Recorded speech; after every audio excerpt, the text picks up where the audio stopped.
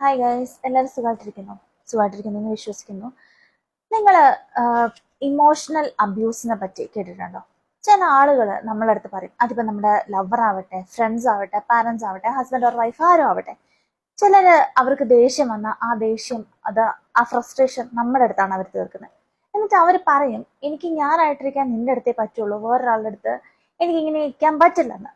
അപ്പൊ അവർക്ക് തന്നെ അറിയാം, അവര് നമ്മളോട് ചെയ്യുന്നത് വേറൊരാളുടെ അടുത്ത് ചെയ്തിട്ടുണ്ടെങ്കിൽ അതിനുള്ള കോൺസിക്വൻസസ് അവർക്ക് നേരിടേണ്ടി വരും, അല്ലെങ്കിൽ നമ്മുടെ അടുത്ത് ചെയ്യുന്നത് ശരിയല്ല എന്നുള്ളത് അവർക്കറിയാം. ഇപ്പം ഒരാള് നിങ്ങളുടെ അടുത്ത് അവരുടെ ഫ്രസ്ട്രേഷൻ തീർക്കുകയാണെങ്കിൽ they are using you as an emotional punching bag.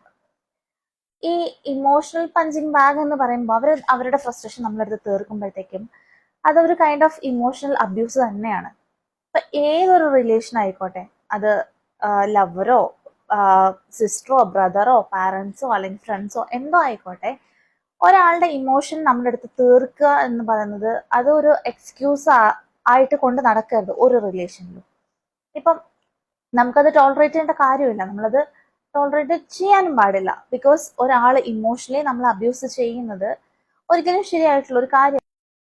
പലപ്പോഴും ഒരാൾ നമ്മുടെ അടുത്ത് വന്ന് പറയുവാണ്, എനിക്ക് ഞാനായിട്ടിരിക്കാൻ നിന്റെ അടുത്തേ പറ്റത്തുള്ളൂ, എനിക്ക് ദേഷ്യം വരുമ്പോൾ അത് എനിക്ക് നിന്റെ അടുത്ത് തീർക്കാൻ പറ്റത്തുള്ളൂ, വേറൊരാളുടെ അടുത്ത് അങ്ങനെ ചെയ്യാൻ പറ്റില്ല എന്നൊക്കെ പറയുമ്പോഴും പലപ്പോഴും നമ്മൾ വിചാരിക്കും, ഓക്കെ നമ്മളുള്ള സ്നേഹം കൊണ്ടാണ് അവരത് ചെയ്യുന്നത്.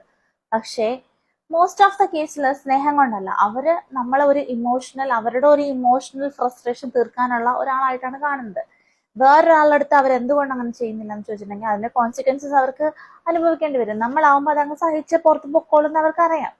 അപ്പം നമ്മൾ ഒരിക്കലും നമ്മുടെ സെൽഫ് എസ്റ്റീം അല്ലെങ്കിൽ സെൽഫ് റെസ്പെക്ട് കളഞ്ഞിട്ട് ഒരാളുടെയും ഇമോഷണൽ പഞ്ചിങ് ബാഗ് ആയിട്ട് അല്ലെങ്കിൽ അവരുടെ ഫ്രസ്ട്രേഷൻ തീർക്കാനുള്ള ഒരു ആളായിട്ട് നമ്മൾ ഇരുന്ന് കൊടുക്കരുത്.